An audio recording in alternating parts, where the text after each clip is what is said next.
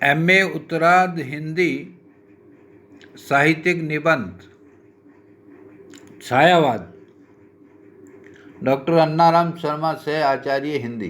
प्रिय विद्यार्थियों, विगत कक्षा में हमने रीतिकालीन काव्य पर चर्चा की थी। आज हम छायावाद पर चर्चा करते हैं। हिंदी कविता में प्रथम महायुद्ध 1914-18 ईस्वी के आसपास एक विशेष काव्यधारा का प्रवर्तन हुआ जिसे छायावाद की संज्ञा दी गई।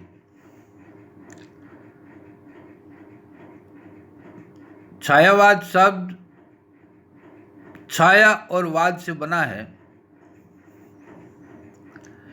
इन दोनों शब्दों का छायावाद के लक्षणों से कोई मेल नहीं है। आचार्य रामचंद्र शुक्ल का विश्वास था कि बंगला में आध्यात्मिक प्रतीकवादी रचनाओं को छायावाद कहा जाता था, इसलिए हिंदी में भी इस प्रकार की कविताओं का नाम छायावाद चल पड़ा। इस काव्य के प्रस्तोता कवि आज तक हिंदी साहित्य को अपनी धरोहर से समस्त भारतीय साहित्य को गौरवान्वित किए हुए हैं। छायावाद अपने पूर्व युग की राजनीति, सामाजिक, आर्थिक, साहित्यिक और धार्मिक परिस्थितियों की प्रेरणा का परिणाम है।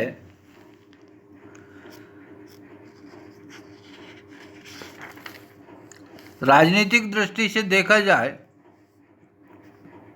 तो प्रथम विश्व युद्ध के कारण विश्व के देशों में संदेह, घृणा और प्रतिस्पर्धा की नीति बलवती हो रही थी।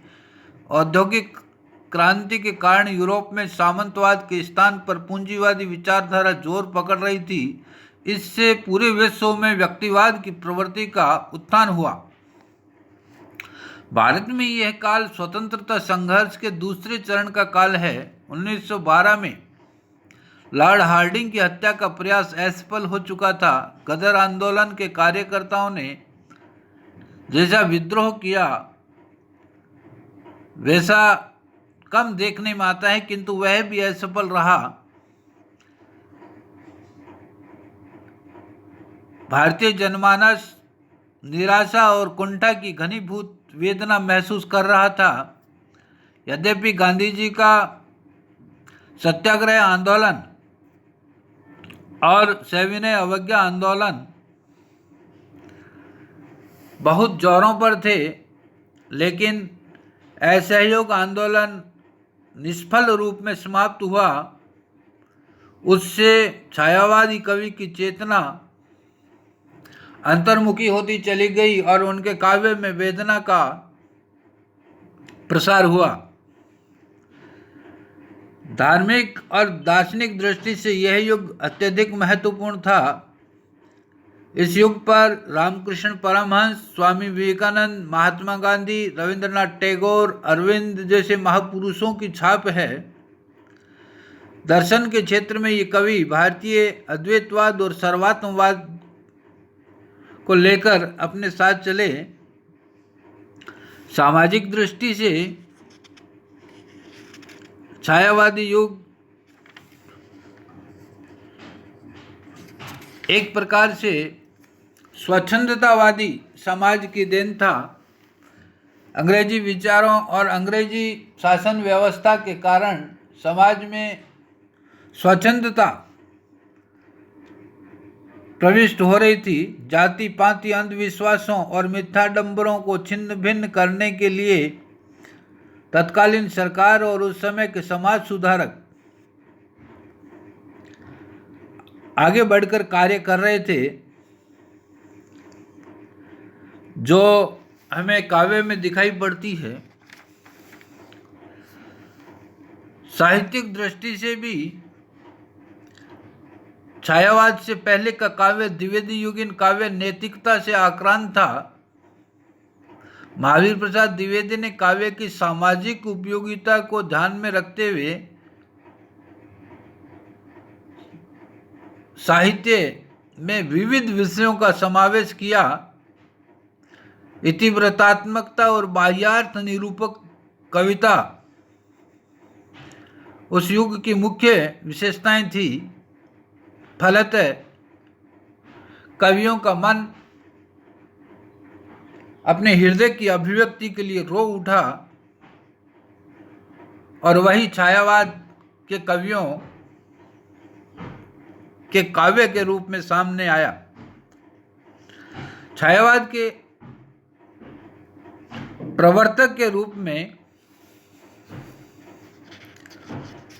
कई नाम हमारे सामने आते हैं। आचार्य रामचंद्र शुक्ल ने छायावाद का प्रवर्तक श्री मैथिली शरण गुप्त और मुकुटधर पांडे को माना। इसी प्रकार किसी ने माखनलाल चतुर्वेदी को तो किसी ने पंत और निराला को छायावाद का प्रवर्तक माना। डॉक्टर विनय मोहन शर्मा और डॉक्टर प्रभाकर माचवे ने छायावाद के प्रवर्तन का श्रेय श्री माखनलाल चतुर्वेदी को दिया। वस्तुतः देखा जाए तो 1913-14 के आसपास हिंदू पत्र में प्रसाद जी की जो कविताएं प्रकाशित होती थी, उन्हीं से छायावाद के अभ्युदय की सूचना प्राप्त होती है। इस प्रकार जयशंकर प्रसाद को छायावाद का प्रवर्तक समझना युक्ति संगत जान पड़ता है। छायावादी काव्य की प्रवृत्तियां, पहली प्रवृत्ति है भाव पक्ष की प्रवृत्तियां हैं। पहली प्रवृत्ति है व्यक्तिवादी चिंतन की प्रधानता। छायावादी काव्य में आधुनिक काव्य के औद्योगिकरण और पूंजीवाद के प्रभाव स्वरूप व्यक्तिवाद की प्रबल भावना दिखाई देती है।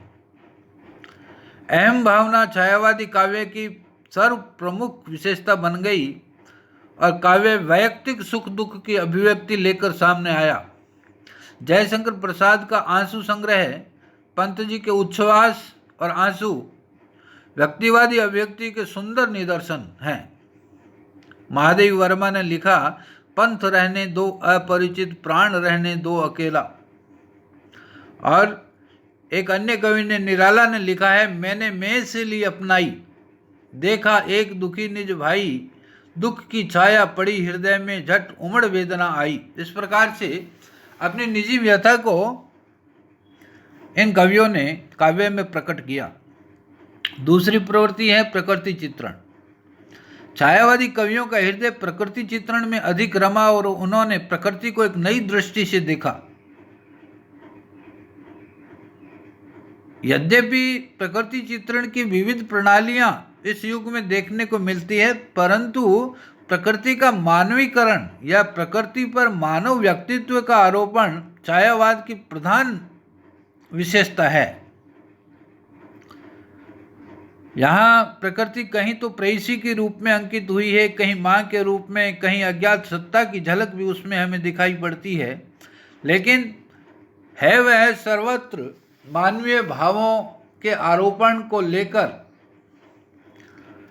निराला ने लिखा है, दिवसावसान का समय, मेघमय आसमान से उतर रही संध्या सुंदरी, परी सी धीरे धीरे धीरे।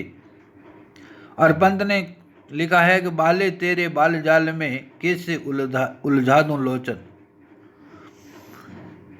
तीसरी प्रवृत्ति है नारी सौंदर्य और प्रेम का चित्रण। छायावादी कवि का नारी चित्रण अत्यंत सूक्ष्म और मार्मिक है। इसमें स्थूलता और नग्नता प्राय न के बराबर है। ये कवि नारी के आत्मिक सौंदर्य के उपासक हैं। उनके लिए नारी चरम वासना का विषय न होकर अर्चना का विषय है। इन कवियों ने नारी को श्रद्धा रूपिणी माना। प्रसाद ने लिखा है, नारी तुम केवल श्रद्धा हो, विश्वास रजत नग पग तल में, पीयूष स्रोत सी बहा करो जीवन के सुंदर समतल में। चौथी विशेष प्रवृत्ति है रहस्यवाद या अलौकिक प्रेम का चित्रण। प्राय छायावाद के सभी आलोचकों ने इसमें दार्शनिक अनुभूति और आध्यात्मिकता को पाया है। छायावाद में बाह्य पदार्थों की अपेक्षा आंतरिकता की प्रवृत्ति अधिक है। इन कवियों ने अपने स्वभाव के अनुरूप प्रकृति में उस परम या चिरंतन सत्ता का आभास प्राप्त किया, लेकिन यह रहस्यवाद या यह जिज्ञासा भाव कबीर, जायसी और दादू जैसा नहीं है। यह एक प्रकार का सांस्कृतिक चिंतन है।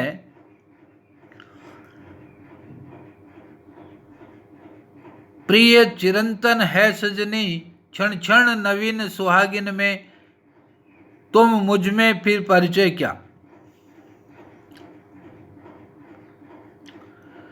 पांचवी प्रवृत्ति है स्वतंत्रता, प्रेम या राष्ट्रीयता।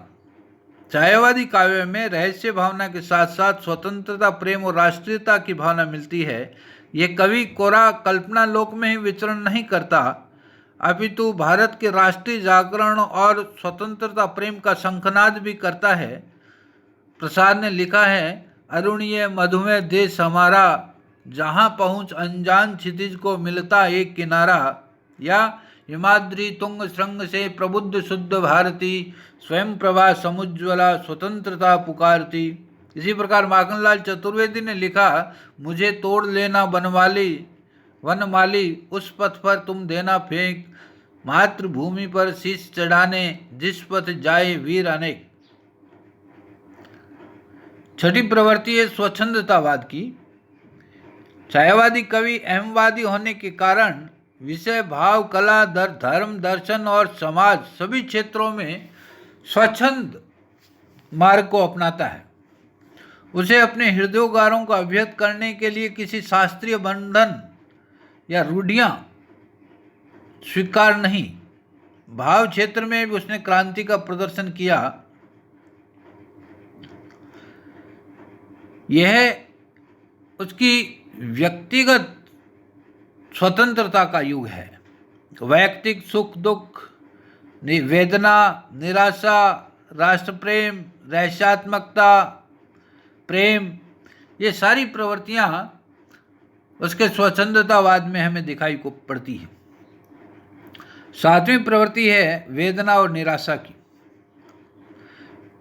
छायावादी कवि जीवन की संध्या में जगत से निराश हो जाता है, इसलिए इसमें वेदना और करुणा की अभिव्यक्ति प्रमुख रूप से दिखाई पड़ती है। जीवन में मानव जीवन की आकांक्षाओं और अभिलाषाओं की सफलता पर कवि हृदय करुण क्रंदन करने लगता है। अभिलाषाओं की विफलता, सौंदर्य की नश्वरता, प्रकृति की रहस्यात्मकता और अभिव्यक्ति की अपूर्णता, ये सब कारण बनते हैं उसकी वेदना और निराशा के। और पलायनवाद हमें दिखाई पड़ता है उसमें। प्रसाद लिखते हैं, ले चल मुझे भुलावा देकर मेरे नाविक धीरे धीरे, जहाँ सांझ की कोमल छाया ढोले अपनी कोमल काया, नील नयन से ढुलकाती हो ताराओं की पांत घनेरे। आठवीं प्रवृत्ति है मानवतावाद। छायावादी कवियों पर गांधी, अरविंद, स्वामी दयानंद सरस्वती, टैगोर, रामकृष्ण परमहंस जैसे महापुरुषों के दर्शन का प्रभाव पड़ा। फलतः उनके काव्य में मानवतावादी भावना समाविष्ट हुई। प्रसाद ने लिखा है, औरों को हंसते देखो मनु, हंसो और सुख पाओ, अपने सुख को विस्तृत कर लो, सबको सुखी बनाओ। नौवीं प्रवृत्ति है जो कला पक्ष की है, वह है प्रतीकात्मकता। इन कवियों ने अपनी अनुभूतियों को चित्रित करने के लिए प्रतीकों का सहारा लिया। इन प्रतीकों में फूल सुख का प्रतीक है, शूल दुख का, उषा प्रफुल्लता की, संध्या उदासी की, चांदनी मधुर भावनाओं की, इस प्रकार के कई प्रतीक इनके काव्य में आए हैं। प्रसाद के प्रतीकों का एक उदाहरण है, झंझा झकोर गर्जन था, बिजली थी नीरद माला, पाकर इस शून्य हृदय में किसने आ घेरा डाला। 10वीं प्रवृत्ति है चित्रात्मकता और लाक्षणिकता। क्योंकि छायावाद जड़ सामान्यता के विरुद्ध व्यक्ति स्वातंत्र्य का विद्रोह था, इसलिए प्रकृति से ही वह चित्रात्मकता के अनुकूल पड़ता था, क्योंकि चित्र सामान्य का नहीं होता अपितु व्यक्ति विशिष्ट का ही होता है। इसलिए इन कवियों ने चित्रों के निर्माण में विशिष्ट रुचि प्रदर्शित की। शशि मुख पर घूंघट डाले अंचल में दीप छिपाए, जीवन की गोधूली में कौतूहल से तुम आए।